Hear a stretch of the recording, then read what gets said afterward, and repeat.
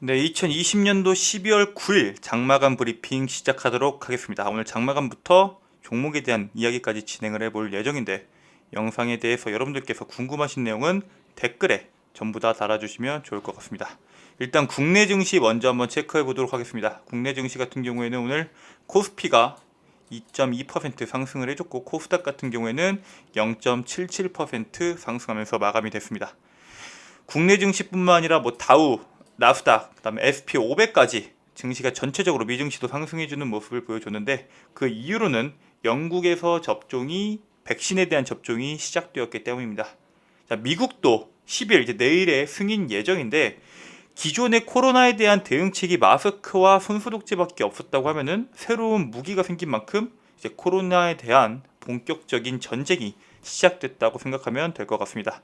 물론 그에 따른 부작용이나 효과에 따른 시장의 움직임이 달라질 수는 있지만, 어쨌든 우리가 백신에 대한 기대감 자체가 굉장히 높겠죠. 지금 우리가 바라보고 있는 것은 시장이 백신으로 인해서 긍정적으로 바뀐 이후를 바라보고 있습니다. 현재 전 세계 투자자들이 현재 국내 증시나 전 세계 증시 자체를 낙관적으로 보고 있죠. 바이든 또한 취임 100일 이내에 미국인 1억 명에게 백신을 접종하겠다는 이야기를 하면서 미 FDA 백신 승인에 대한 기대감을 크게 상승시켰습니다. 자, 그렇다면은 이 아스트라제네카가 지금 국내에서 어떠한 평가를 받고 있는지에 대해서 한번 먼저 말씀을 드려야 될 것 같습니다. 일단 현재는 뉴스토픽 2위에 나올 정도로 사람들의 관심이 굉장히 높은데, 왜 화이자나 모더나보다 아스트라제네카가 더 높을까요? 우리나라 정부가 영국 제약사인 아스트라제네카랑 옥스퍼드대의 코로나19 백신을 지금 매입을 하겠다고 이야기가 됐죠. 지금 그렇게 이야기가 되는데, 사실 아스트라제네카가 화이자나 모더나에 비해서는 효과가 굉장히 많이 떨어집니다.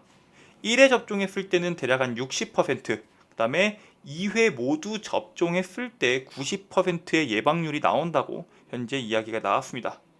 왜 아스트라제네카 측에서는 이 투약량에 따라서 예방률이 다르게 나온 원인에 대해서 말을 하지 못했지만, 어쨌든 다른 기업 화이자나 모더나보다는 훨씬 더 저렴한 가격에, 그 다음에 국내에서 수량을 확보한 만큼 현재 여기에 관심이 쏠리고 있습니다.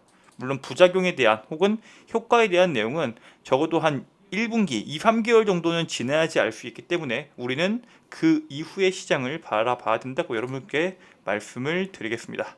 자, 그렇다면은 국내 증시를 본다고 했을 때, 현재 제가 여러분들께 자주 말씀드렸던 이 카카오 자체가 국내 증시가 좋았을 때 실제로 다른 기업들보다 먼저 상승할 수 있을까? 해당 부분에 대해서 이야기를 한번 집중적으로 한번 해보겠습니다. 자, 그 전에 제가 간단하게 가파르게 성장하고 있는 넷플릭스 아시아 태평양 유료 가입자 수, 자, 이 부분에 대해서 여러분들께 말씀드리고 다음 내용을 바로 말씀드리겠습니다. 자, 현재 여러분들도 아시다시피 넷플릭스에 대한 국민들에 대한 인식이 굉장히 좋습니다. 굉장히 많은 사람들이 가입을 진행을 하고 있고, 증가율도 눈에 보이다시피 굉장히 높죠. 증가율 자체가 굉장히 높습니다. OTT에 대한 사람들의 인식 자체가 굉장히 좋고, 자, 여기 보시면은 OTT를 0개 이용하는 사람도 있지만 1개 이용하는 사람과 2개 이용하시는 이제 구독수가 거의 60% 이상을 가지고 있습니다. 즉, 플랫폼만 많이 가지고 있으면은 매출 증진을 시킬 수 있는 방법이 무궁무진하다는 뜻이겠죠. 지금 현재 카카오가 바라보고 있는 방향입니다. 현재 스튜디오 드래곤 같은 경우에는 이제 CJ 스튜디오 드래곤은 네이버랑 협약을 맺으면서 네이버 웹툰을 기반으로 한 드라마나 영화 같은 컨텐츠를 찍어내서 웨이브, 왓챠, 다양한 컨텐츠에 실면은 그만큼 매출이 증가할 수 있겠죠. 그렇기 때문에 최근에도 이슈를 받으면서 강한 상승을 보였습니다. 자, 근데 왜 카카오도 이런 게 중요하냐? 바로 카카오의 자회사에 대한 기대감입니다. 카카오가 내년에 성공적으로 주가가 상승하기 위해서는 자회사의 IPO가 대박으로 터져야 됩니다. 지금 갖고 있는 자회사가 많이 있죠. 카카오페이, 카카오뱅크, 카카오페이지 다양하게 있습니다. 자, 근데 핵심은 뭐냐? 바로 이 카카오 페이지와 카카오 M이 합병할 수 있다는 이야기가 얼마 전에, 한 4일 전에, 5일 전에 나왔습니다. 이게 무슨 뜻이냐? 카카오 페이지와 카카오 M의 매출 자체가 1년 매출 자체가 합병을 했을 때 연매출이 대략 한 8천억 나옵니다. 8천억이 나오고 여기에 대한 연간 OP 자체가 한 700억. 엄청나죠? 굉장히 거의 공룡 기업이죠. 우량한 기업이 나오는데 여기에 대한 매출 구성이 굉장히 중요합니다. 매출 구성이 대다수가 웹툰이나 뭐 웹소설, 우리가 알고 있는 카카오 페이지 같은 경우에 55%, 그 다음에 드라마 제작도 10%, 뭐 K-팝 매니지먼트도 같이 들어가 있는데 결국에는 주 매출 자체가 웹툰, 웹소설, 그 다음에 드라마. 여러분들 이렇게 생각하시면 될 것 같습니다. 즉, 이 카카오 웹툰 같은 경우에도 여러분들께 말씀드렸다시피 판권을 가지고 드라마나 영화가 제작이 될 수도 있고, 그 다음에 드라마 제작 자체가 OTT 시장이 커지면 커질수록 수혜를 볼 수밖에 없는 거기 때문에 여러분들께서 이 기업의 합병에 대한 기업이 상장됐을 때 그 파급력이 카카오에 미칠 주가의 영향과 연결된다고 생각하시면 이해하시기가 좀 편할 수도 있습니다. 그것뿐만 아니라 카카오페이와 카카오뱅크 이 두 가지에 대한 강점,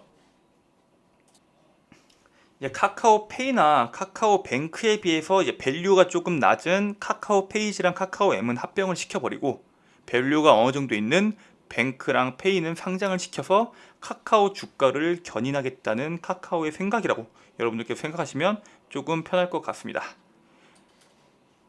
자, OTT 시장에 대한 것도 말씀드렸고, 그 다음에 이 합병에 대한 이 IPO 성공 유무가 카카오의 주가에 어떤 식으로 미칠지에 대해서도 말씀을 드렸습니다. 자, 근데 이게 왜 중요하냐?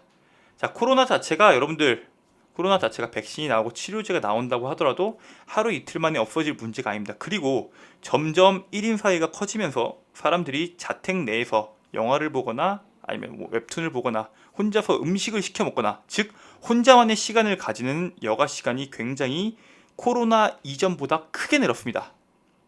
아니, 코로나 시기에 크게 늘었고, 코로나가 어느 정도 잠잠해진다고 하더라도 잠깐 그동안 밖에서 못 만났던 만큼 노는 그 어느 정도의 시간은 있겠지만 결국에 사람의 삶 자체가 지금 개인적인 시간을 갖는 삶으로 바뀌었기 때문에 그 흐름 자체가 크게 바뀌진 않습니다. 즉 그만큼 개인의 시간, 즉 내부에서 보내는 시간이 많아지면 많아질수록 이 카카오 같은 기업이 훨씬 더 수혜를 볼 수밖에 없습니다.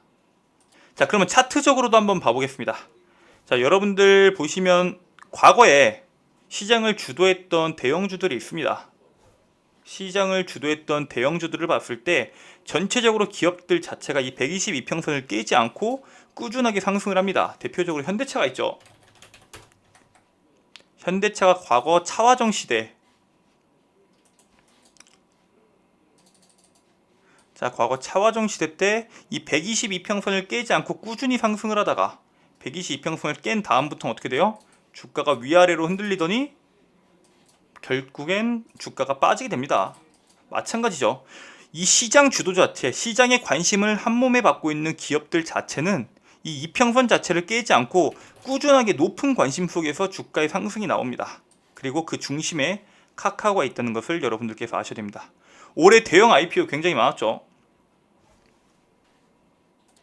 카카오 게임즈, 빅히트, 따상 나온 기업들이 굉장히 많습니다. 그리고 그 상장으로 인한 여파가 국내 증시에 얼마나 크게 작용했는지도 알 수 있습니다.